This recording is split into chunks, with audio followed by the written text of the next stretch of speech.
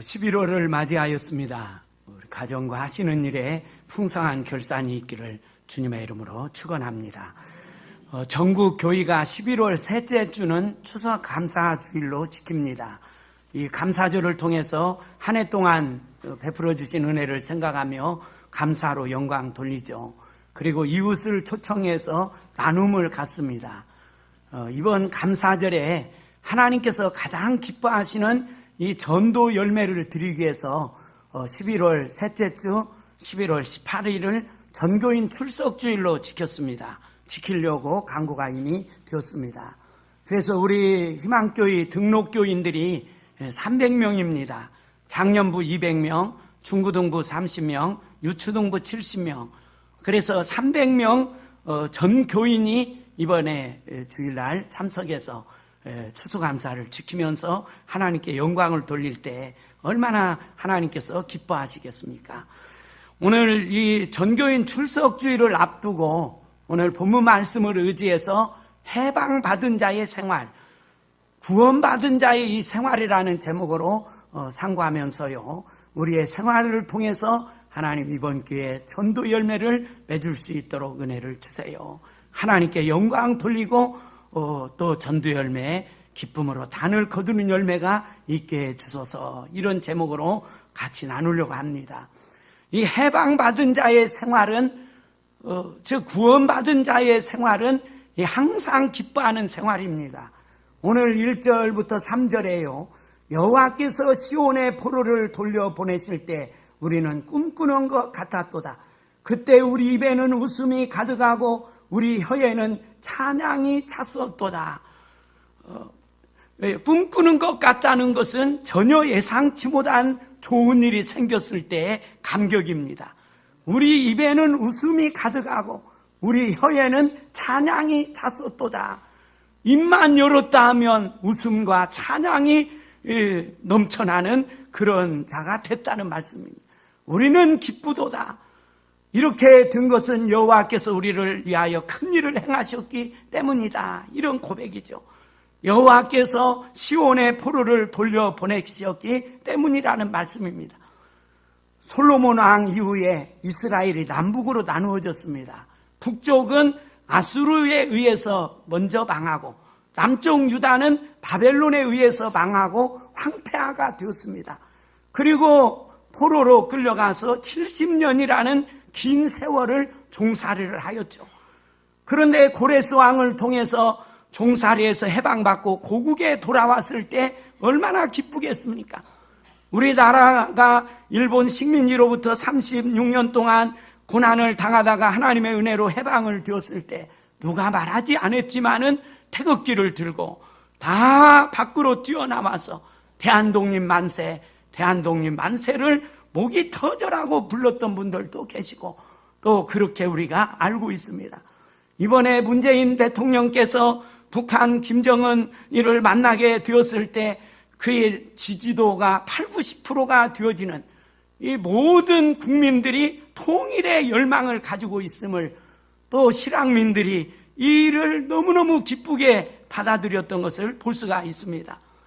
오늘 이스라엘 백성들의 기쁨을 우리가 다른 민족보다도 더 이해할 수가 있죠. 이스라엘 백성은 해방받은 이 기쁨은 영적으로 구원받은 우리 성도들이 누리는 기쁨인 줄로 믿으시길 바랍니다. 에베소서 2장 1절에 허물과 죄로 죽었던 너희를 살리셨도다.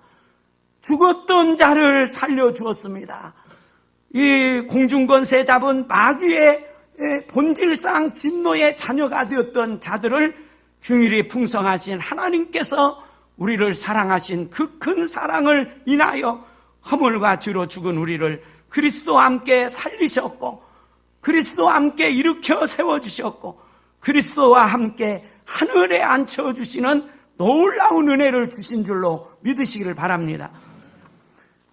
로마서 8장 2절에 이는 그리스도 안에 있는 생명의 성령의 법이 죄와 사망의 밥에서 너를 해방하였습니다.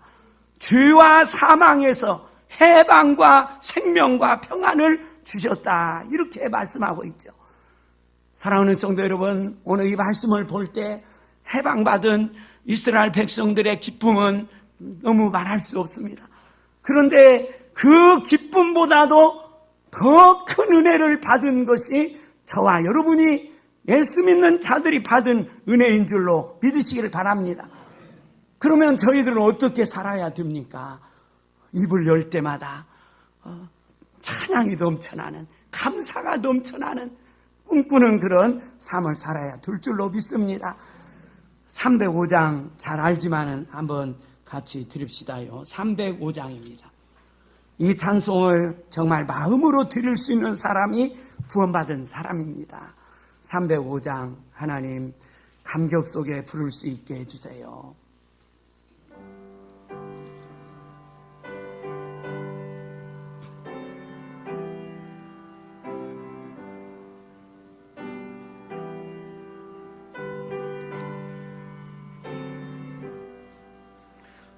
나 같은 죄인 살리신 전해 놀라워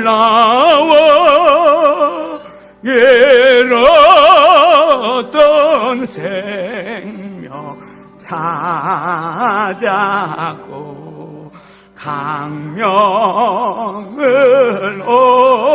얻었네. 큰 죄악에서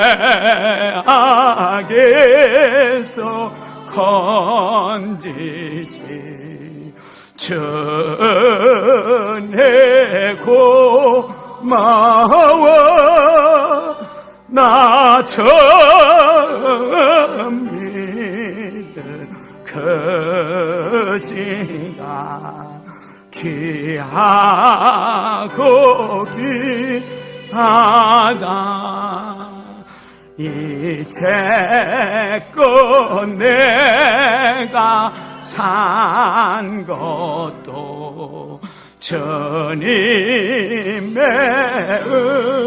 은혜라 또 나를 장차 본향에 인도해 주시리 거기서 우리 영원히 주님의 은혜로 해처럼 밝게 살면서 저 찬양하니라.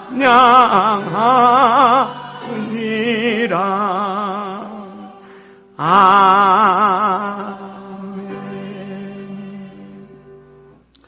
많이 드렸던 찬송인 줄로 아는데요, 앞으로도 이 찬송을 많이 하시고 정말 마음을 담아서 하나님 앞에 영광 돌릴 수 있기를 원합니다. 하나님 이렇게 구원해 주시니 참으로 감사합니다.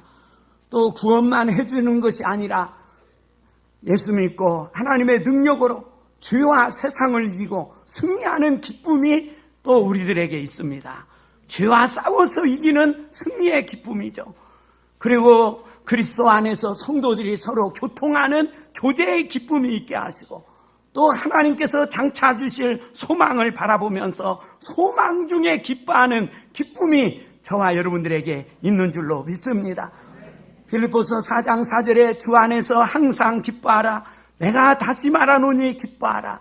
사도 바울은 이 빌립보 감옥에 갇히게 되었습니다. 이유는 점장이의 귀신을 떼주는 일을 통해서 점을 못하게 되었으니까 손해가 생겼다고 고소가 되어서 감옥에 갇혔습니다. 많이 맞고 착고에 채워졌습니다. 그러나 그는 기뻐하면서 기도하고 찬양을 하였을 때 하나님께서 큰 은혜를 주셨죠. 그런 환경에서 억울하고 분통이 터지고 땅을 치고 통곡에 할 수밖에 없는 그런 감옥에 갇힌 환경이지만 그러나 사도 바울은 그런 곳 속에서도 하나님을 찬양하고 감사하였을 때 감옥문이 열리고 빌립보 교회가 세워지는 역사가 일어난 줄로 믿으시기를 바랍니다. 우리 희망교회 성도님들은, 우리 성도들은 좋은 환경에서도 구원받은 감격에 기뻐하지만 예수 믿는 일 때문에 고통과 아픔과 실패와 여러 어려움을 당한다 할지라도 기뻐하며 웃으며 감사하며 살게 되는 줄로 믿으시길 바랍니다. 하나님, 예수 믿는 자들의 생활이 무엇인가? 첫 번째는 기쁨과 감사입니다. 기쁨과 감사. 그래서 예수 믿는 분들이 좋을 때도 기뻐하고 감사하지만 어려운 일을 당하였을 때도 감사의 조건을 찾아서 하나님께 감사드리며 기뻐하는 일, 이게 우리 성도들이 세상 사람들이 보여줄 그런 생활인 줄로 믿으시길 바랍니다. 우리 희망교회 성도님들 어느 환경 속에서 어디를 가든지 항상 기뻐하는 웃음이 넘쳐나는 그런 성도님들이 되시기를 다시 한번 주님의 이름으로 축원합니다. 그 다음에 두 번째로 해방받는 자의 생활은 씨를 뿌리는 자의 생활이었죠. 씨를 뿌리는 자의 생활입니다. 구원받은 성도들은 기쁨으로 끝나는 것이 아니고 이 씨를 뿌리는 생활을 하게 되어집니다. 4절 말씀에 보면 여호와여 우리의 포로를 남방 시내들같이 돌려보내소서. 눈물을 흘리며 씨를 뿌리는 자는 기쁨으로 거두리로다. 울며 씨를 뿌리러 나가는 자는 반드시 기쁨으로 그 곡식단을 가지고 돌아오리로다. 아멘. 씨를 뿌린다고 하는 것은 섬기는 것과 희생을 의미하죠. 포로 해방이 돼서 돌아왔습니다. 그렇지만 그래서 너무 기쁘지만은 한편으로 생각해 볼 때 아직도 귀환하지 못한 같은 동포들이 이 바벨론에 많이 있는 것을 생각하면서 하나님, 그들이 어서 속히 우리와 같이 돌아와서 해방을 받을 수 있도록 은혜를 주세요. 우리 예수 믿는 저희들이 예수 믿고 나면 이렇게 좋은데 다 좋은 것으로만 만족합니까? 정말 예수를 만난 분들은 견딜 수 없는 심정을 가지고 아직도 마귀에게 사로잡혀서 살고 있는 자들을 생각하면서 그들을 위해서 씨를 뿌리는 생활을 하게 되는 줄로 믿습니다.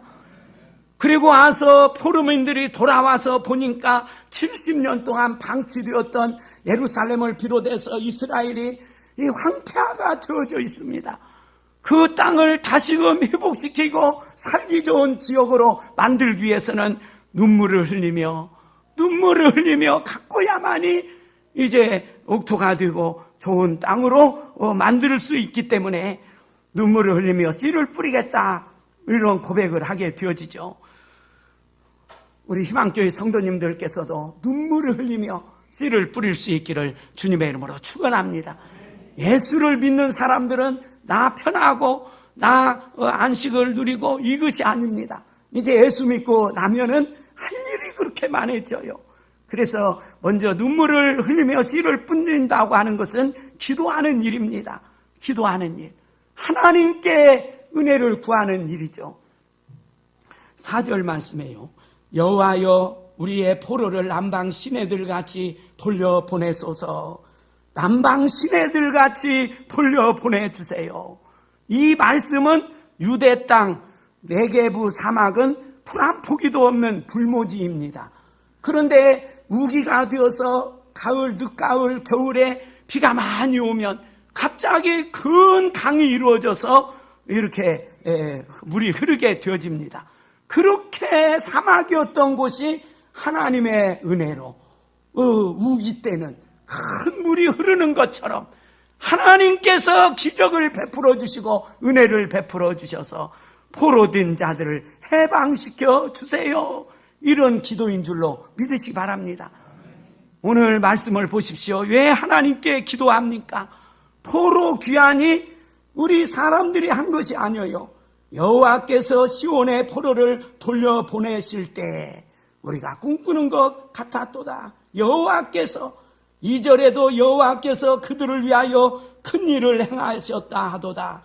3절에 여호와께서 우리를 위하여 큰 일을 행하셨으니 4절에 여호와여 우리의 포로를 남방 시내들같이 돌려보내소서. 여호와여 여호와여, 여호와께서 하셨습니다. 하나님이 하셨습니다. 하나님이 하셨습니다. 하나님이 우리를 구원해 주셨습니다. 내 공로가 아니에요. 하나님이 하셨기 때문에 하나님 은혜를 주셔서 전능하신 능력으로 포로를 해방시켜 주세요.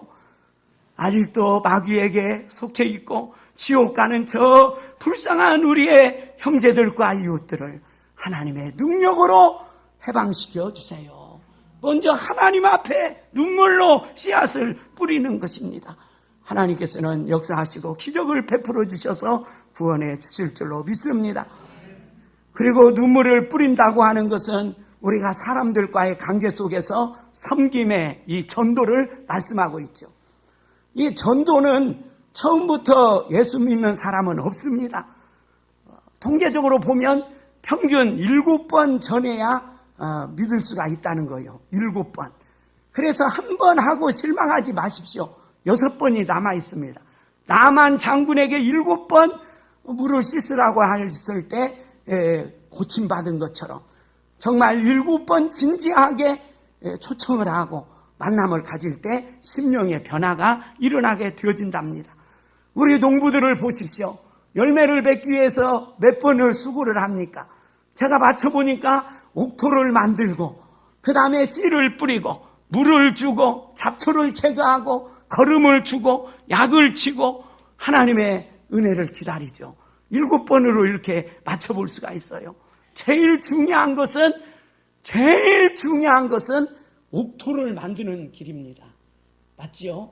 아무리 좋은 씨가 있고 좋은 거름을 주어도 이 옥토를 만들지 않으면 작물이 자라날 수가 없습니다. 제일 중요한 것은 옥토를 만드는 것이죠. 이 옥토를 만드는 것은 전도를 위해서요. 이 관계 전도라고 말할 수가 있습니다. 대형 집회에서 전도를 받는 사람은 0.6%에 불과하다고 그래요. 그런데 관계 전도는 정착률이 16% 돼요. 그래서 저희가 관계를 우리 친구를 맺고 오늘 또 우리 김순자 집사님 이렇게 아시는 분을 전도해 오셨는데 저번에 한번 오시고 오늘 등록을 해 주셨습니다. 김삼순 성도님이십니다. 대단히 감사드린데요. 관계 속에서 그래서 이 관계를 잘 맺어야 합니다. 사랑하는 성도 여러분, 말로만 하시지 말고 이 섬김을 통해서 커피도 사드리고 또 차량으로도 봉사하고 예경사도 참석하고 아무튼 이렇게 조건을 달지 말고 좋은 관계를 맺어서 1년에 한 분이라도 좋은 관계를 통해서 기도도 하고 이런 좋은 관계를 통해서 교회 나올 수 있도록 해 주시기를 바랍니다. 그래서 눈물로 씨를 뿌리는 것은 섬김입니다. 작은 것부터. 농부가요, 이 자기 곡식에 대해서 조금이라도 해롭게 하지 않습니다. 어떻게든지 농약을 하고 거름을 주고 풀을 제거하고 참 곡식들이 얼마나 이쁩니까? 가축을 키우는 분들도 마찬가지고 우리가 전도를 위해서는 모든 사람이 다 전도 대상자이기 때문에 지난번에 나누는 것처럼 주님께 대하듯 사랑스럽게 대하고 어떻게 하면 도움을 줄까? 어떻게 하면 이분에게 도움을 줄까? 모든 생각과 시선이 섬김의 자세를 가지고 이렇게 나갈 때 좋은 관계가 맺고 좋은 열매를 맺게 될 줄로 믿습니다. 특별히 눈물로 씨를 뿌리라 말씀하고 있죠. 사람들은 본성적으로 수고의 땀을 흘리고 고통받는 것을 싫어합니다. 그러나 사탄은 자꾸 우리를 속이고 유혹합니다. 수고하지 않아도 얼마든지 잘할 수 있다. 노력하지 않아도 열매를 맺고 희생이 없어도 능력이 나타난다. 십자가가 없이도 부활의 영광을 얻을 수 있다. 그렇게 자꾸 유혹을 하는데 이 사탄의 유혹을 단호히 물리쳐야 합니다. 우리 예수님께 나타난 이 사탄이 뛰어내리라. 공짜로 무엇을 얻으려고 하게 만듭니다. 안 돼요. 눈물을 흘리며 씨앗을 뿌려야 열매가 있을 줄로 믿으시 바랍니다. 수고하지 아니하고 저절로 되어지는 이 기쁜 일이 없습니다. 눈물을 흘리며 씨를 뿌려야 된다. 내가 받은 구원으로 만족하고 기뻐하는데 머물러서는 안 됩니다. 내가 받은 복을 다른 사람이 받도록 눈물을 흘리면서 기도로 섬김으로 이끌어 주셔야 될 줄로 믿습니다. 하나님이 나를 위해서 존재해 주셨어요. 나에게 큰 은혜를 주셨어요. 내가 하나님께 큰 은혜를 입었어요.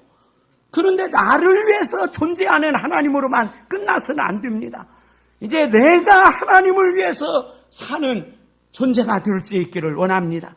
그래서 살아도 주를 위해서 살고 죽어도 주를 위해서 죽고 사나 죽으나 주의 것으로 살아드리겠습니다.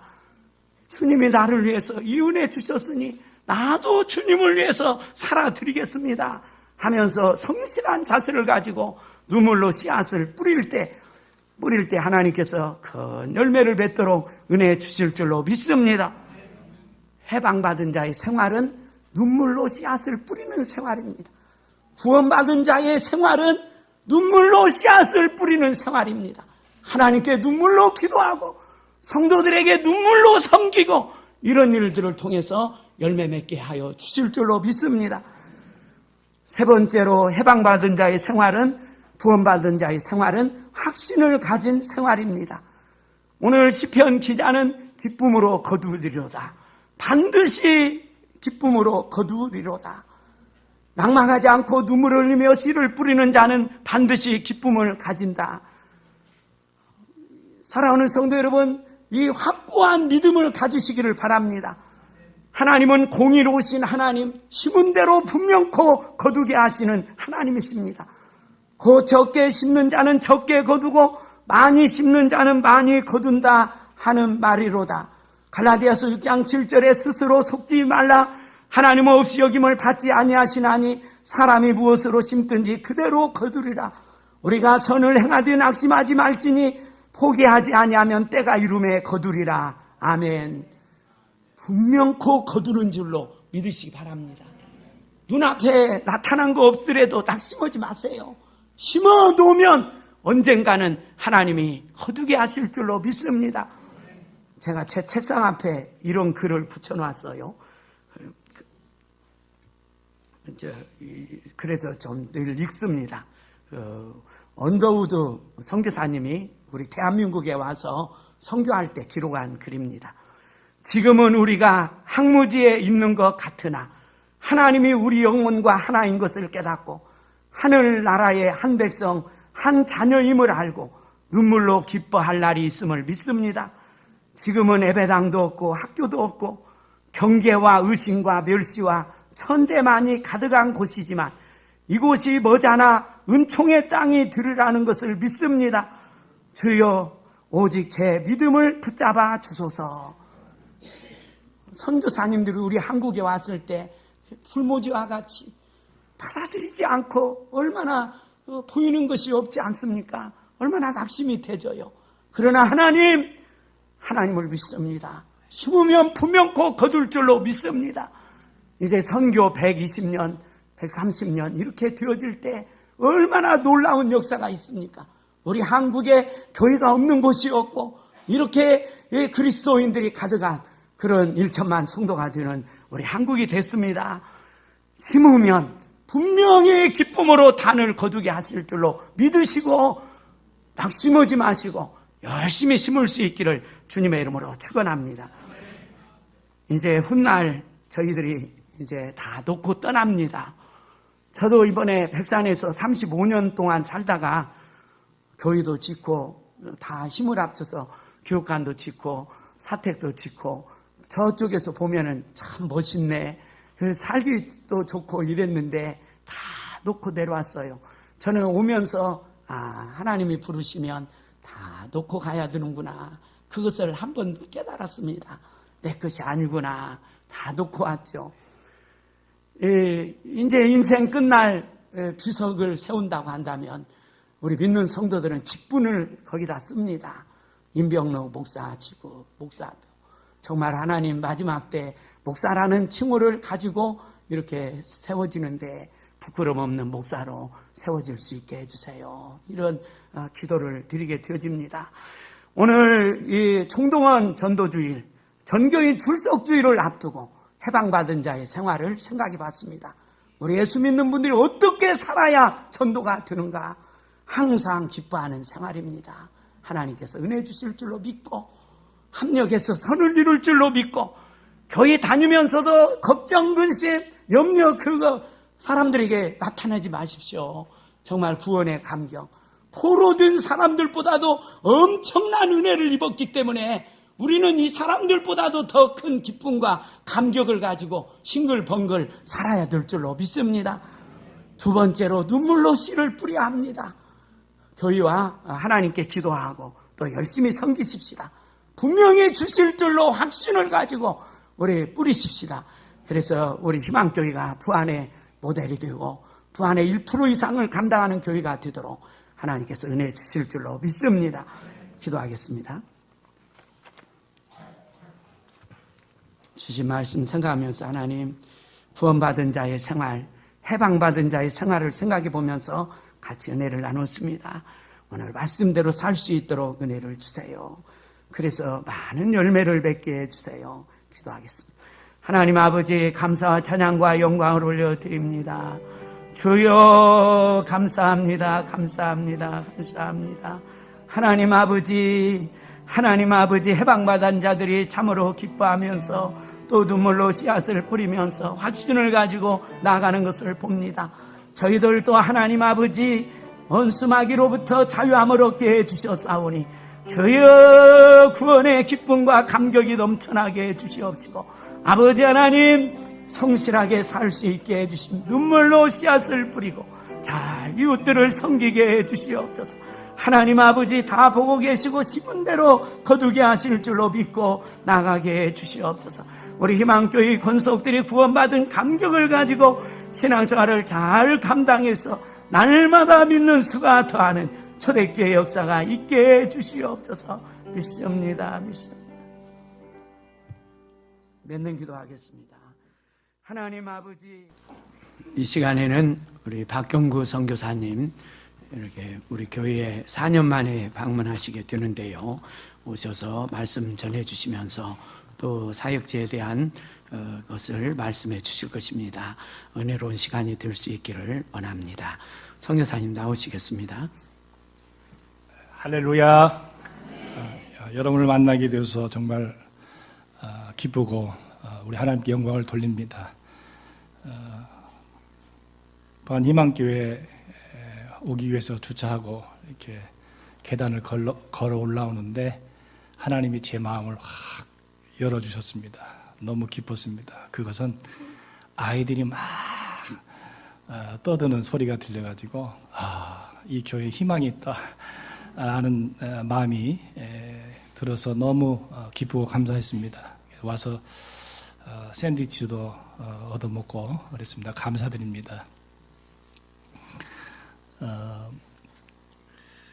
우리가 지금 살아가고 있는 게 어떻게 보면 어떤 분에게는 이제 다 나름대로 다를 거예요. 자기 삶의 어떤 힘든 부분이 있으면 다 나만 고난당하고 나만 힘든다고 생각하는데 사실은 뭐든지 상대적으로 비교해 보면은 우리가 얼마나 지금 감사할 것들이 많은가 하는 것을 생각합니다. 왜냐하면 저는 선교 현장에서 함께 생활하다가 우리 고객에 와서 우리 성도들의 모습을 보면 하나님이 이 민족에 얼마나 큰 축복을 주셨는지를 너무나 피부로 와닿습니다. 태국에는 이제 기독교 인구가 0.6%, 7% 됩니다. 그러니까 100명 중에 1명이 예수 믿을까 말까 하는 나라가 태국이고요. 그 성도들도 분포가 북쪽에 있는 치앙마이나 치앙라의 그 산 쪽에 살고 있는 사람들이 이제 많고 점점 도시로 내려오면은 예수 믿는 사람들이 아주 희박하다 그렇게 보시면 됩니다. 어떤 분들은 이제 태국에 여행 가셔서 이렇게 보면 느끼실 겁니다. 우리는 이렇게 보면 십자가가 이렇게 계속해서 보이고 교회가 보이는데 태국에 가면은 사원들이 얼마나 많은지 모릅니다. 그 사원들도 정부에서 다 지원을 합니다. 왜냐하면 나라 자체가 이 불교 국가다 보니까 아이가 태어나서 이제부터 자라나서 마지막 노인이 돼서 무덤의 요람까지 갈 때까지 이 불교 영향에서 벗어날 수가 없습니다.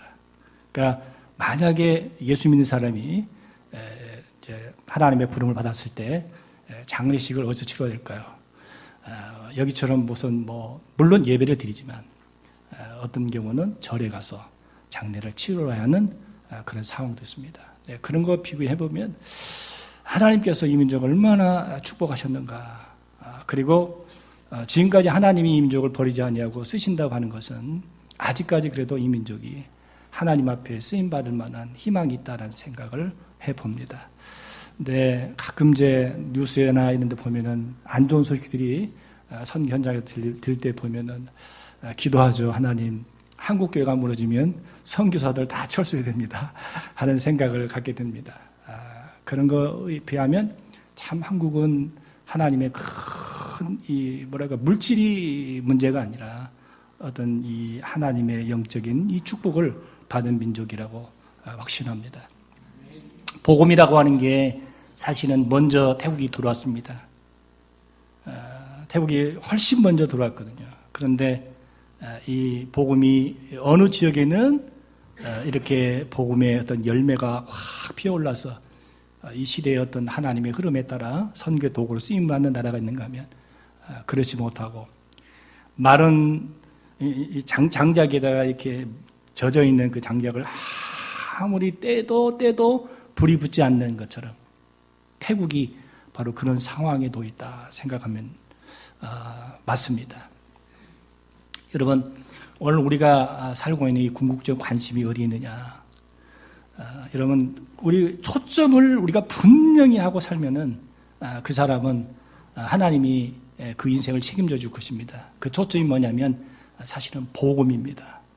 복음이 우리 삶의 가장 중요한 가치고 그것이 우리의 핵심이라고 하는 사실을 여러분 잊지 마시기 바랍니다. 오늘 이 복음이라고 하는 걸 정의하지 않습니까? 하나님의 아들 예수 그리스도의 복음의 시작이다. 그러니까 복음이라는 게 너무나 분명하게 우리에게 선언합니다. 여러분, 복음이라고 하는 게 오늘 이 말씀이 하나의 선포죠. 선언이죠. 여러분, 복음이라고 하는 것을 사람들이 같이 토의하고 회의해서 이건 믿을만하다라고 결정해서 사람들이 동의해서 믿는 게 아닙니다. 그냥 복음은 선포되는 겁니다. 하나님의 아들 예수 그리스도가 복음이다. 그분이 우리를 구원하시는 구원자다. 그러면 누구든지 예수 그리스도를 믿는 사람은 구원을 받는다. 라고 하는 이 선언이야말로 이건 변개할 수 없는 아주 분명한 하나님의 말씀, 약속입니다. 이 복음이 선포될 때 어떤 사람은 복음을 거부하는 사람이 있고 어떤 사람은 그 복음 때문에 그 삶의 인생이 새로운 가치로 바뀌는 그런 경우가 있죠. 그래서 이 세 가지가 우리의 핵심입니다. 복음은 하나님의 아들입니다. 그렇죠? 하나님의 아들. 그분이 하나님이십니다. 그분이 그리스도십니다. 그분이 우리의 모든 죄를 위해서 십자가에 주신 그리스도십니다.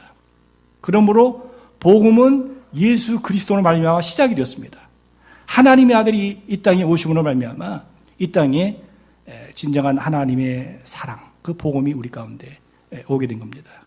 우리가 아직 죄인 됐을 때에 그리스도께서 우리를 위하여 죽으심으로 하나님께서 우리에게 대한 자기의 사랑을 확증하셨다 하는 말씀입니다. 그러므로 우리는 복음을 믿어야 됩니다. 그렇죠. 복음을 믿는 사람은 죄사함 받고 영생의 기쁨을 얻고 그 사람의 자유를 얻고 하나님이 그 인생을 끝까지 책임지는 하나님의 나라의 백성이 되는 거죠. 그럼 누구든지 이 복음을 믿어야 됩니다. 그 다음에 복음 안에서 살아야 됩니다. 예수 그리스도 안에서.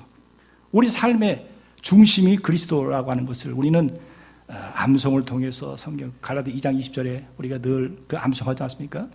내가 그리스도와 함께 십자가에 죽고 그리스도와 함께 삶으로 말미암아 내 모든 중심의 삶이 그리스도다. 예수 그리스도 안에서 우리는 사는 게 뭐냐? 그게 복음 안에 사는 겁니다. 그 다음에 세 번째는 뭐냐? 복음을 위해서 사는 거죠. 예수님을 위해서.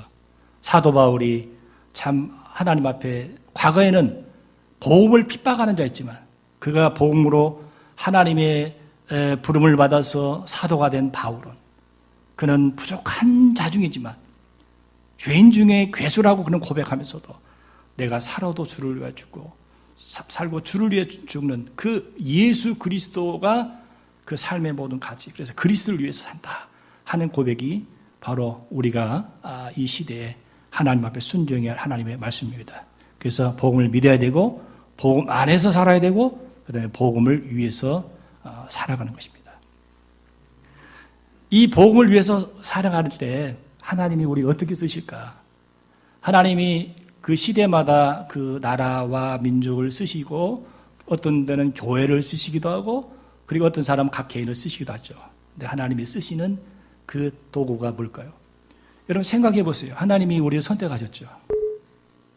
우리가 하나님을 선택한 게 아니라 하나님이 우리를 불러서 선택한 겁니다. 그런데 우리가 그걸 어떻게 알 수 있을까요? 나중에 예수 믿고 나서 보니까 하나님의 은혜가 아니면 내가 구원받을 수 없었구나 라고 하는 확신이 드는 거 아닙니까? 그래서 감사하는 거 아닙니까? 아, 하나님이 나를 선택하셨구나. 창세전에 선택하셨구나. 그런데 하나님이 우리를 각 시대마다 모든 사람마다 부르셨다면 우리 전도 안 해도 하나님이 우리를 부르실 거 아닙니까? 선택자들은. 그렇게 아주 요상하게 착각하는 사람이 있어요. 그건 아니죠. 하나님이 하나님 자신이 주권으로 모든 걸 할 수 있지만 하나님은 교회가 하나님의 부름받은 백성들이 하나님의 일에 동참하기를 원하십니다. 그게 축복이에요. 하나님이 다 하실 수 있어요. 우리는 아무것도 안 해도 돼요. 하나님은 능력자시니까. 그런데 하나님은 하나님의 나라가 이 땅에 임하는 것을 위해서 자기 백성들이 하나님 나라 일에 동참하기를 원하십니다. 그래서 우리를 쓰시는 거예요. 그래서 교회를 쓰시고 그리고 우리를 하나님이 복음을 위해서 사여서 쓰시는 겁니다. 그래서 우리 역할은 뭐냐? 우리 역할은 사실은 예수님을 만날 수 있도록 사람들을 예수님에게 인도하는 하나의 안내자입니다. 한번 따라합시다. 선교는 브릿지다. 다리입니다. 다리. 예수님을 만날 수 있도록 사람들을 연결시키는 겁니다. 우리가 사람을 불러서 그 사람을 구원시키는 게 아니에요. 우리는 복음을 전해서 그 복음, 예수 그리스도를 그들에게 알게 해서 예수님을 만날 수 있도록 이렇게 그들을 이렇게 예수님이 연결해 주는 하나의 다리입니다. 하나님과 우리 사이에 막혔던 담을 누가 하셨죠? 그리스도입니다. 그리스도가 우리의 구원의 브릿지죠. 결국 우리가 예수님 만날 수 있도록 하나님이 우리를 이렇게 부르시는데 그를 위해서 우리는 부지런히 주님을 위해서 아직 주님을 알지 못하는 하나님이 누구를 택하셨는지 모르지만 그들을 위해서 기도하고 한 영혼을 기도해서 그들을 예수님 만날 수 있도록 이렇게 그들을 안내해 주는 겁니다. 그런데 오늘 세례 요한의 사역이 그 역할을 했어요. 그래서 선교는 세례 요한의 사역과 같다라는 생각을 합니다. 왜냐하면 세례 요한은 예수님보다 6개월 먼저 와서 그리고 예수님이 이 땅에 구원자로 오신 그 길을 준비하는 이 길을 닦는 길을 내는 역할을 감당한 사람이 세례 요한입니다. 이미 구약에서부터 세례 요한에 대한 사역을 예언하셨어요. 그래서 말라기 선지자도 예언하셨 것처럼 또 이사야 선지자가 예언한 것처럼 세례 요한이 예수님보다 먼저 와서 예수님을 만날 수 있는 그 길을 안내하는 역할을 합니다. 그것을 오늘 성경에 뭐라고 표현하느냐?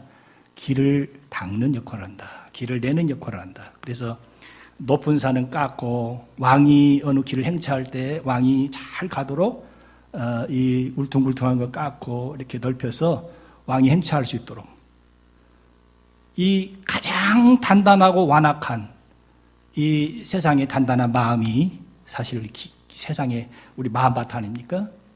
이 마음밭을 열 수 있는 게 뭐냐면 회개예요. 그래서 세례 요한이 회개하라. 예수님 만나기 위해서 내가 너희 죄를 자복하고 먼저 주님을 만날 수 있는 그 일을 합니다. 그 일이 뭐냐면 선교입니다. 그게 복음이거든요. 사람의 단단한 완악한 마음이 어떤 사람에게는 깊은 고난 중에 무너지거든요. 아주 지식적으로 똑똑하고 그런 사람이라 할지라도 자기의 한계를 깨닫게 되면은 그 마음이 이렇게 열려지는 겁니다. 그래서 우리의 일은 마음을 뚫는 거예요. 부지런히 사람들의 마음을 열기 위해서 우리는 그들에게 복음을 전하는 겁니다. 그래서 그들의 마음이 열려서 예수님 만날 수 있는 그 역할이 전도고 선교입니다. 제가 이제 선교 그 사역을 한 지가 이제 10년입니다. 10년 동안 제가 한 일을 들여다보면은 제가 이렇게 무슨 업적을 쌓은 일이 없어요. 다 주님이 하셨고, 제가 하는 일은 예수님 만날 수 있는 그 길을 열어주는, 길을 뚫는 그런 역할밖에 하지 않았어요. 그것이 결국 하나님이 하시는 일입니다. 저는 태국에 이제 그 기독교 총회라고 하는 교단이 있습니다. 그 교단에 노회가 20개 노회가 있는데 그 노회 중에 이제 7노회 제가 소속이 돼가지고 우리 GMS 선교사님 6가정이 7노회에 소속이 되어서 그 노회에서 저희를 받아가지고 이게 태국 정식 노회에 속한 노회원이죠. 그래서 교단으로부터 이제 비자를 받아가지고 이렇게 선교 사역을 감당을 합니다.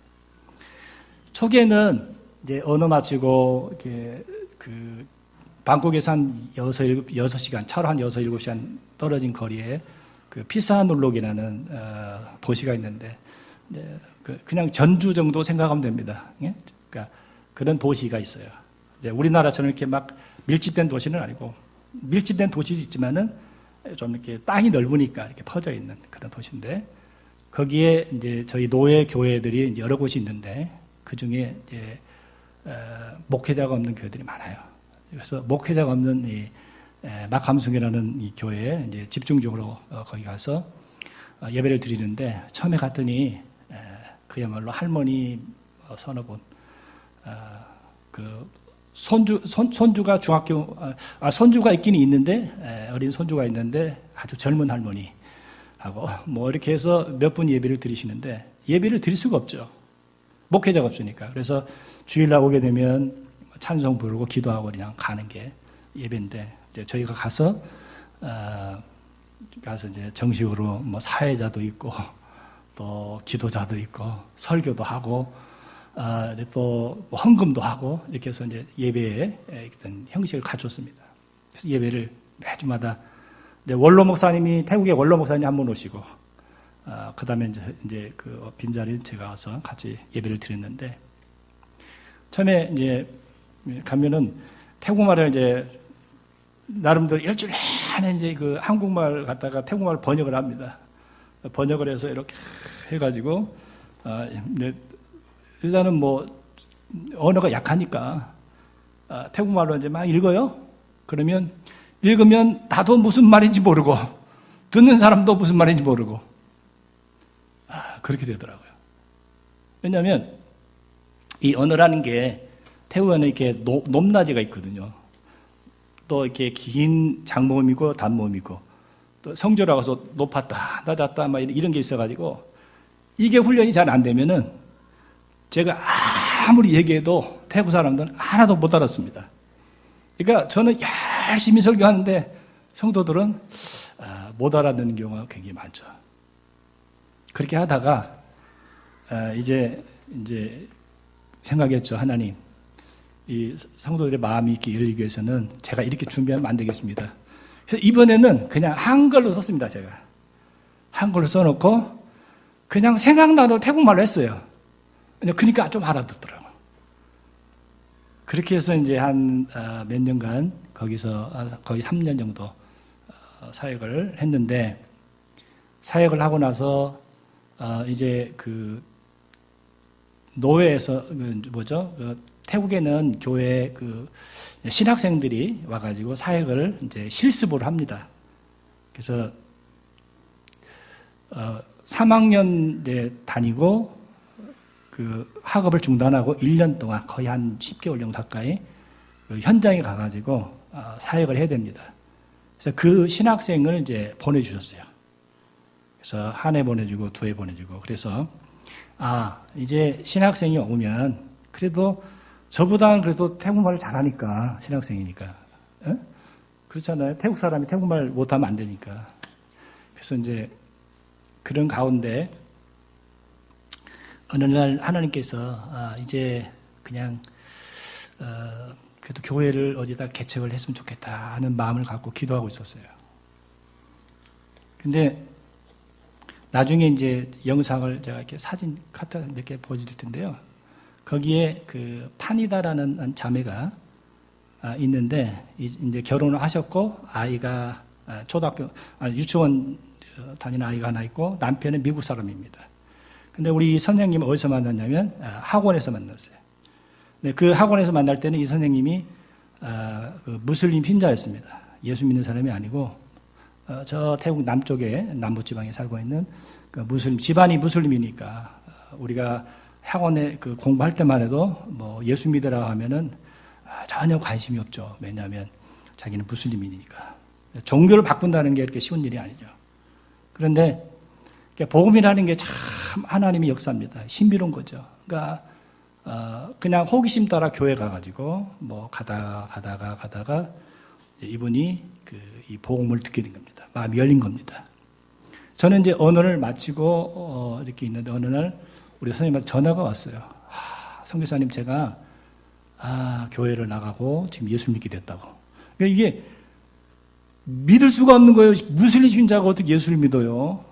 이건 막 이해가 안 되더라고요. 그래서 정말이냐고 너무 기쁘다고 그래서 만나자고 그래가지고 만났더니 이렇게 해서 이제 예수를 믿게 되었는데 자기가 이제 신앙생활을 하려면 주일날도 나가서 일도 하고 막 그러니까 학원에 가르치고 하니까 이렇게 개인 레슨 이제 지금 하고 있다고 그래서 좀 뭘 도와줄 일이 없을까 하다가 먼저 그러면 가르칠 수 없으면 나를 또 가르치라고 그래가지고 제가 또 같이 이제 성경 태국어를 공부하면서 우리 한인 사이트에다가 연결을 시켜줬습니다. 그래서 개인 레슨을 이렇게 시켜주고 그렇게 하다가 이제 저희 집에 놀러를 옵니다. 너무 감사하니까 저한테 도움을 받았다고 생각한 거죠. 그래서 이제 저희 집에 뭐 이렇게 놀러 오면은 무슬림 신자 보니까 아무래도 성경에 그 구약 성경에 같은 것들이 많거든요. 그러니까 물어봐요. 성경에 이런 내용이 있는데 뭐냐고 물어보면 이제 저는 언어 다 마치고 나온 거니까 뭐 이렇게 깊이 설명을 못하지만 우리 자매님이 질문하는 것에 대해서 답이 어디 있는가를 제가 성경에 정확히 알지 않습니까? 그러니까 성경만 펴줍니다. 그래서 읽어보라고. 그러면 이게 답이구나. 그렇게 하면서 이제 우리 선생님이 성경을 배우고 싶다 해서 저희 집에서 한 1년 정도 이렇게 매주마다 와가지고 이제 성경 공부를 했습니다. 그리고 나서 제가 사역지를 지방을 옮기면서 헤어졌습니다. 이제 방콕에 오면은 또 만나기도 하고. 그런데 제가 이제 그 피사노르기라는 그 지방에서 한 2년 전에 이렇게 연말입니다. 12월 마지막 주인데 이제 센터에서 저희 집사람과 같이 이제 지내고 있었는데 전화가 왔어요. 그래서 우리 태국에 이제 우리 선교사님을 갖다가 목사님을 갖다 아짠이라고 그래. 아짠. 그래서 아짠. 네? 아짠. 자기가 저기 연말에 그 고향으로 내려가면은 이제 엄마 따라서 뭐 회교도 사원도 가려고 하는데 자기 기도하고 싶은 게 있어서 그런데 아짠 집에 놀러 가도 되겠냐고 기도하러 가도 되겠냐 그래서 저희는 너무 좋았죠. 그래서 오라고 했더니 우리 이제 자기 아이들 데리고 기도하면은 이제 자기 아이를 케어해줄 아저씨가 필요해서 이제 나이 많은 아저씨 한 분하고 이렇게 셋이 이제 열차를 타고 한 7시간 정도 되는 거리를 왔습니다.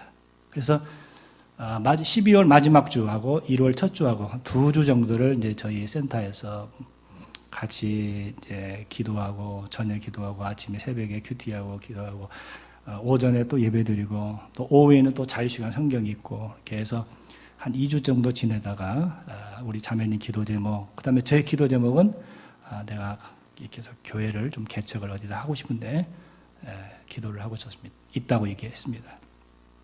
그리고 우리 자매님이 돌아가고 방콕으로 갔는데 어느 날 또 전화가 왔어요. 자기가 살고 있는 집에 교회가 없는데 여기다가 이렇게 교회를 좀 세우면 어떻겠냐고. 그래서 지금 건물이 하나 나와 있는데 한번 와서 한번 보면 어떻겠냐 해서 이제 방콕에 올라갈 기회가 있을 때 거기 가가지고 그 건물을 보고 하나님 앞에 기도했죠.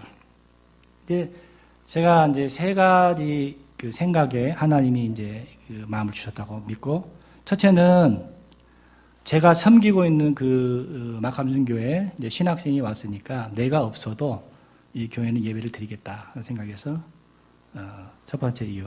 두 번째는 우리 자매님이 그 12월 달에 와가지고 저를 만나서 같이 기도해서 우리 자매님이 사는 동네, 그러니까 예수님이 그 전도대를 파송할 때 그런 말씀 하시거든요. 너희가 어느 집에 가거든 너희를 영접하는 곳에 가서 거기서 먹고 지내라 그랬거든요. 그게 뭐냐면 거기서 교회를 시작해라 그 말이거든요. 근데 배척하면은 그냥 나와라 그랬거든요.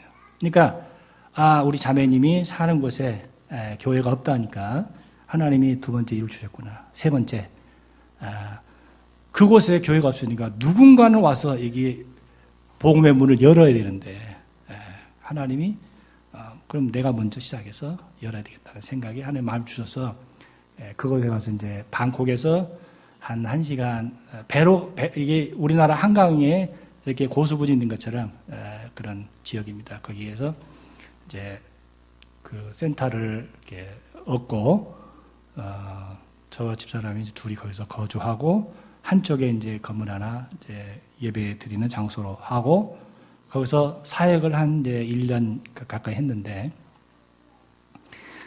사역이라는 게 뭡니까?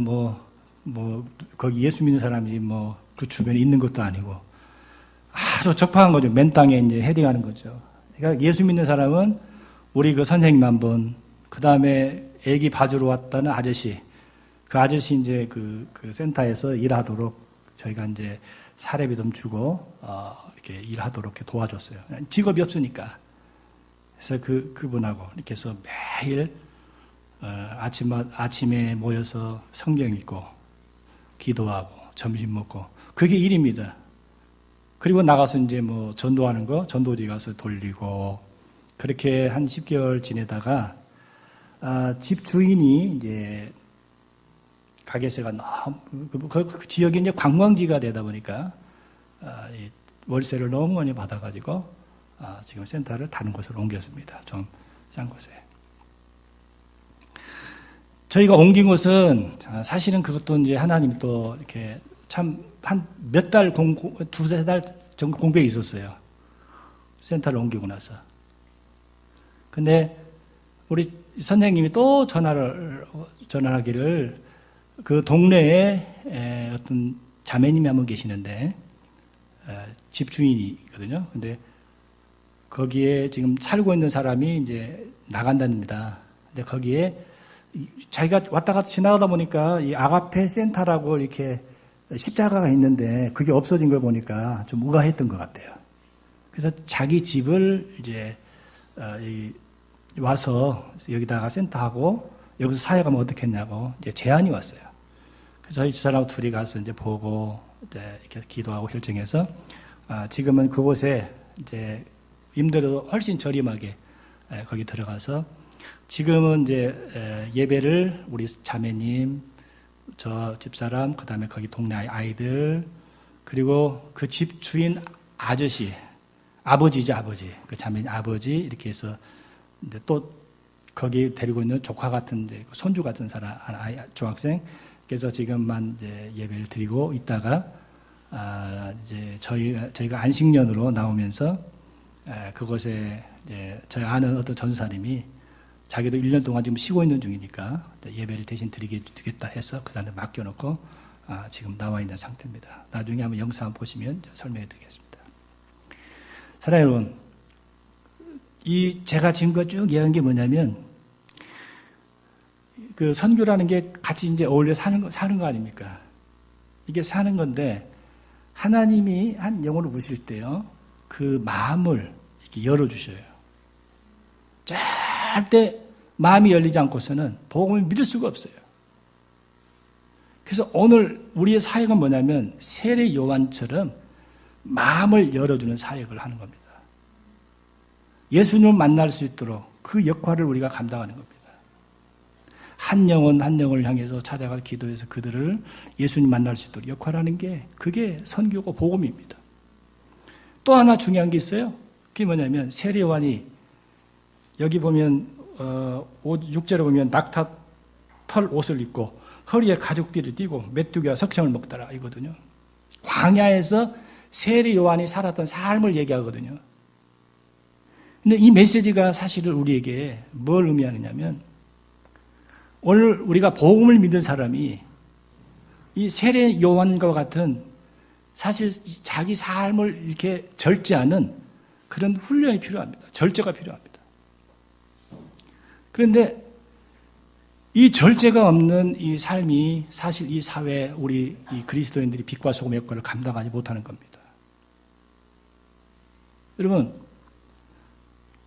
자기 삶을 얼마나 절제하고 낮췄으면 광야에서 이런 그 모든 사람들과 다른 어떤 구별된 삶을 이렇게 보여주고 있습니까?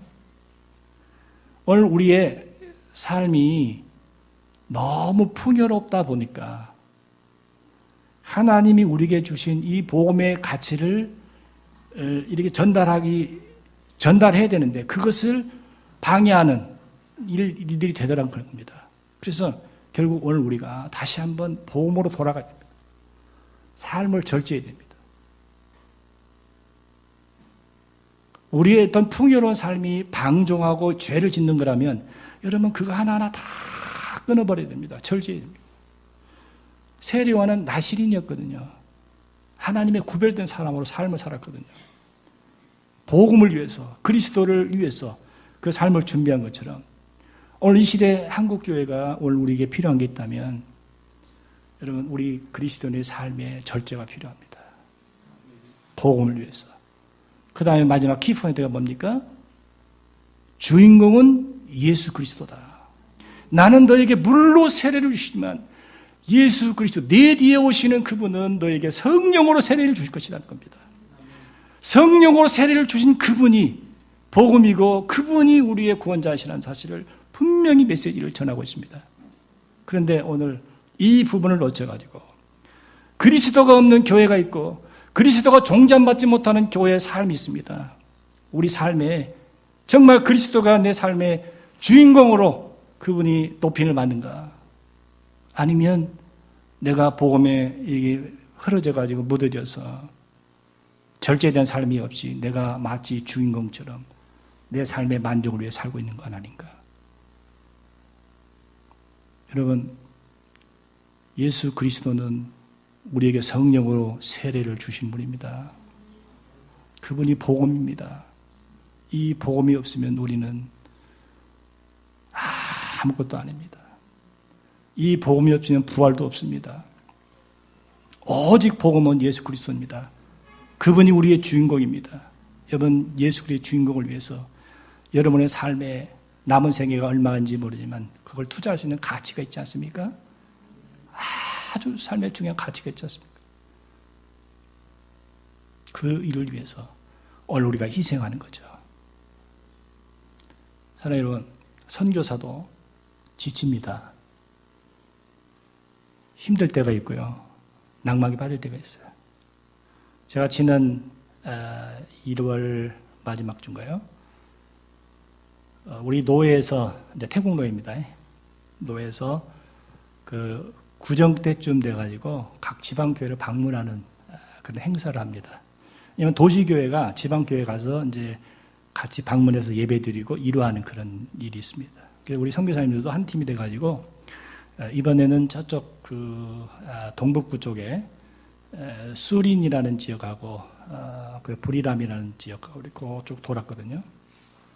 그래서 2박 3일 이제 작정을 하고 차로 한 6시간 정도, 5시간 가니까 우리 선교사님 그 SUV 같은 이런 차가 있어요.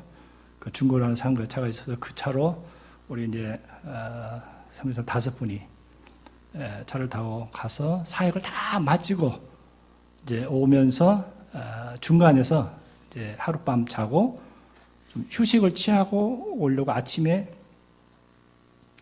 이제 아침 먹고 이렇게 잠깐 돌다가 사고가 났습니다. 전적으로 우리가 잘못했죠.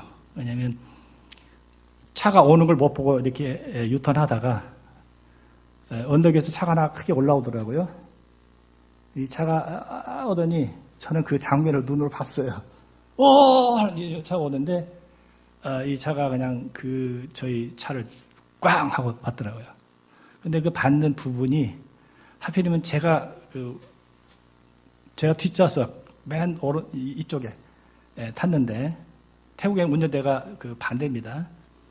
제가 이제 왼쪽에 탔는데 그 차도 오면서 피한다고 이렇게 피하면서 저희는 제가 탄 문짝을 받았더라고요. 그래서 이제 나중에 알고 보니까 이제 옆구리가 이제 2대가 나갔던데 우리 다른 분은 아무 다치지도 않고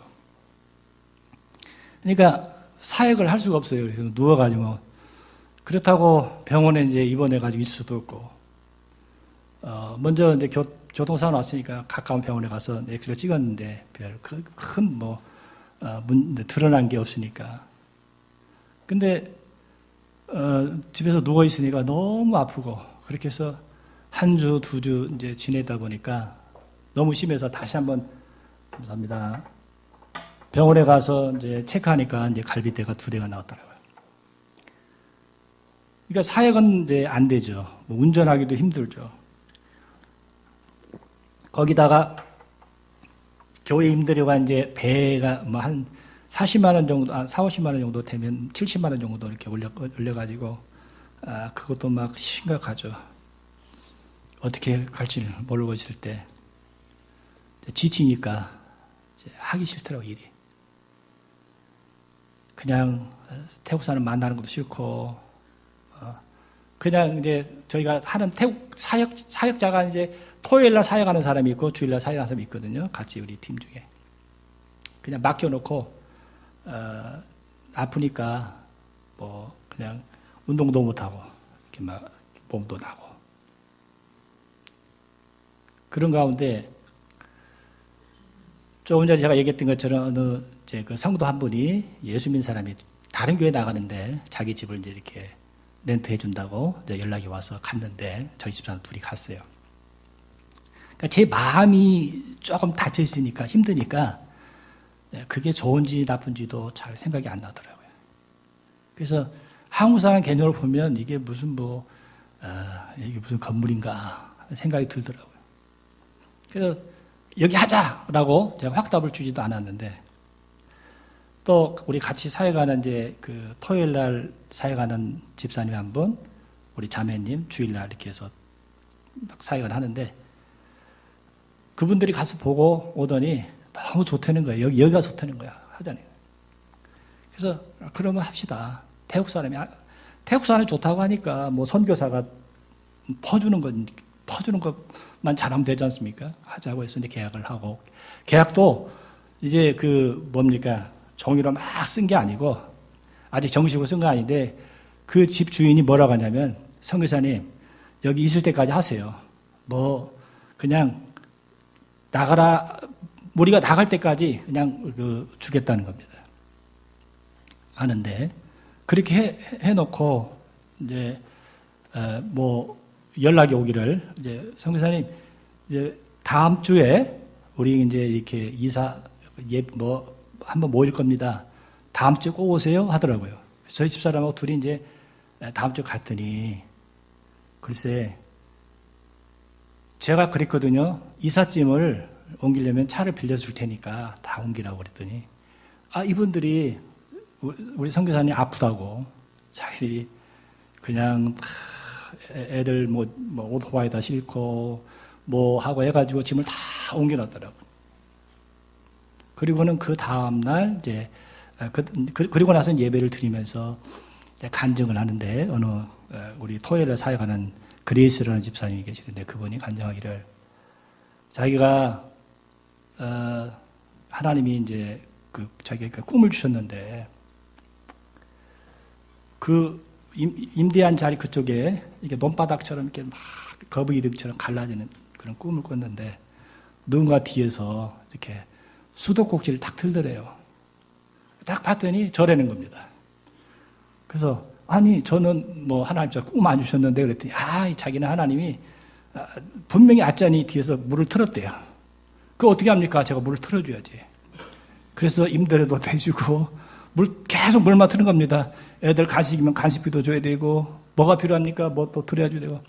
그래서 그러면서 하나님이 제 마음을 풀어주시는 거죠. 막 힘들고 지친데 태국 성도들이 보여주는 그 사랑이 제 마음을 풀어주더라고요. 이게 마음을 여는 거구나. 사랑해 여러분, 우리의 마음을 풀어주는 것도 물론 찬송하고 기도하고 그래서 하나님 우리에게 풀어주기도 하지만 내가 미처 깨닫지 못했던 사람으로부터 사랑을 받을 때 얼마나 그것이 감사한지요. 제가 공항에 이제 안식년이라고 그 전주에 우리 이제 주일날 예배드린 사람 토토에 살아가는 사람 같이 파티를 했어요. 불고기 파티를 해주더라고요. 그 다음날 제가 뭔 서류가 필요해가지고 한국 대사관에 가서 뭐 서류를 띄는데 이 그레이스 집사님이 전화를 해요. 참 지금 어디냐고. 여기 저 한국 대사관인데 자기가 뭐 줄 거 있대요.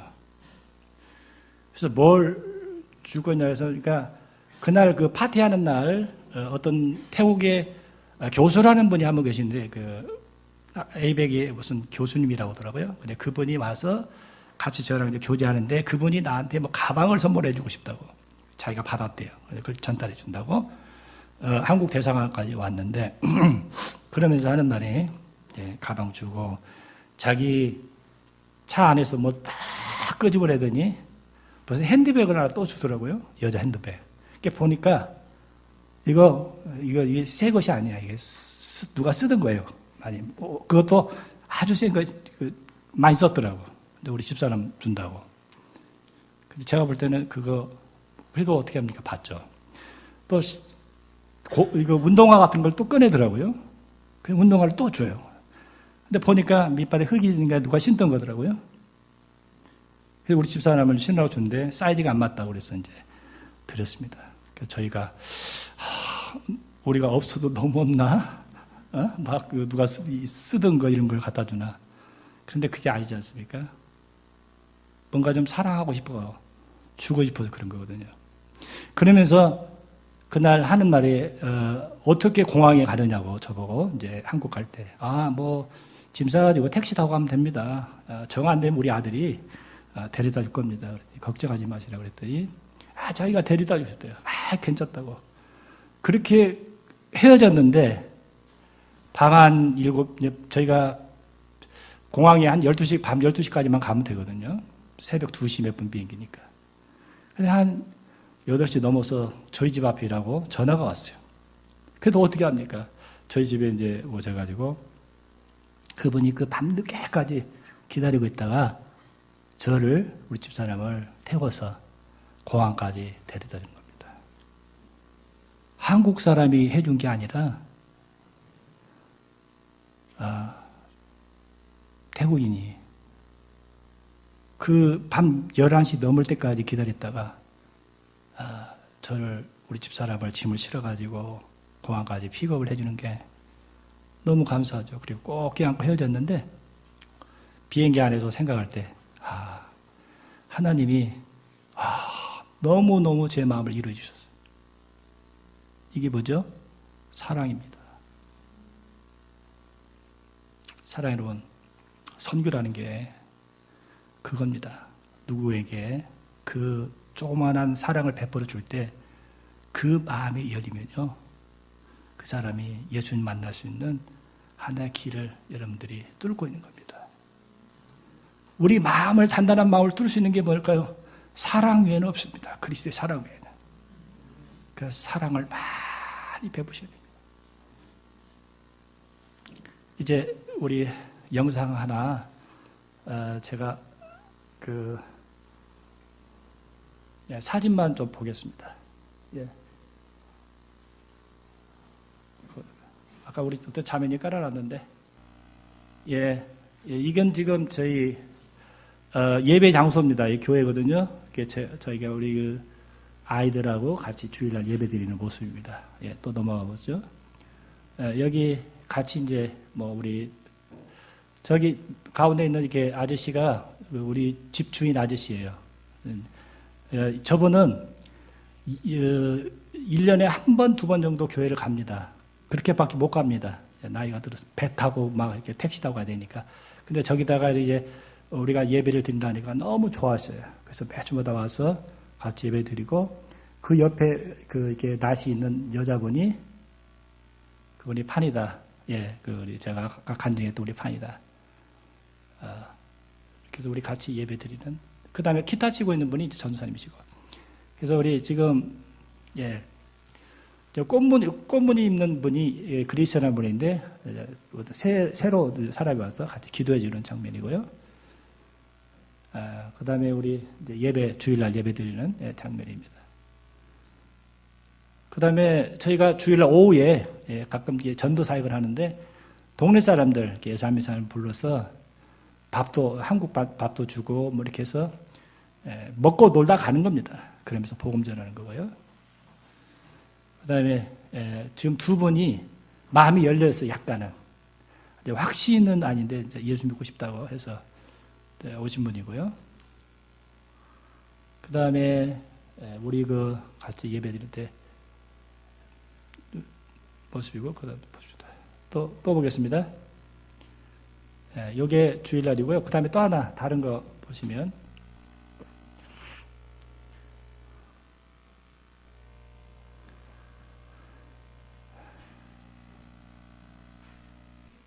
예, 이건 이제 저희 그 마당 앞에 지금 간판입니다. 예, 여기에 보면 태국 이제 아가페 센터라고 하는 말이거든요. 아가페 그러면 태국 사람 몰라요. 그래서 아가페는 하나님의 사랑이다. 그래서 사랑의 집 그런 식으로 이렇게 해서 번역을 하고요. 그다음에 저희 이제 그 센터의 마당 이고요.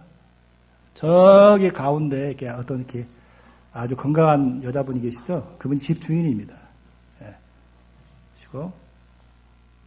예. 저기 지금 설거지, 밥 푸는 아줌마 계시죠? 그분이 토요일에 사역하시는 그리스라는 집사님입니다. 예. 하시고, 저희 집사람은 이제 주로 담당하는 게 설거지. 왜냐하면, 우리가 한국 음식 막 해줘도 태국 사람들은 먹는 사람 먹고 못 먹어요. 예, 잘 안 먹으니까 저희 집사람은 태국 음식을 잘 못하니까 그냥 주로 잘하는 게 설거지. 예. 그 다음에 이제, 토요일 날 아이들에게 분반 공부처럼 네, 이렇게 같이 가르치는 겁니다. 성경. 예. 지금 이제 토요일 날 사역하는 것 중에 하나인데요. 종이접기 같은 거 그런 사역입니다. 예. 넘어갔습니다. 예. 지금 우리 종이접기도 십자가 만들어가지고 이렇게 복음 전하는 거죠. 예. 예. 됐습니다. 예. 지금 저 안식년 간다고 파티 해주는 거거든요. 예, 주일날. 예. 지금 이제 같이 사역하는 분, 우리 한 분이 아프셔가지고 신방 갔다가 한국 음식이 너무 먹고 싶다 그래가지고, 한국 식당에 갔는데, 제 입맛에는 한국 음식은 아니고, 변형된 한국 음식, 그래서 먹고, 이렇게 찍은 사진입니다. 예. 즐겁게. 저 지금 가르치고 있는 분이 판이다라는 그 무슬림이었다가 예수 믿는 우리 성도님입니다. 예, 또 넘어가 봅시다. 예. 같이 이제 우리 토요일 날 사역하면서 같이 기도하는 장면이고요. 예. 많은 사진을 준비는 못했는데, 예. 여기까지 보시고, 이 장면 기억하시면서 기도해 주시고, 아직 이제 1년 6개월 된 건데요. 저기에 지금 이제 태국 교단에 아직 정식 교회는 설립이 안 됐어요. 우리나라도 그 세례교원이 돼야 교회가 되잖아요. 태국도 마찬가지입니다.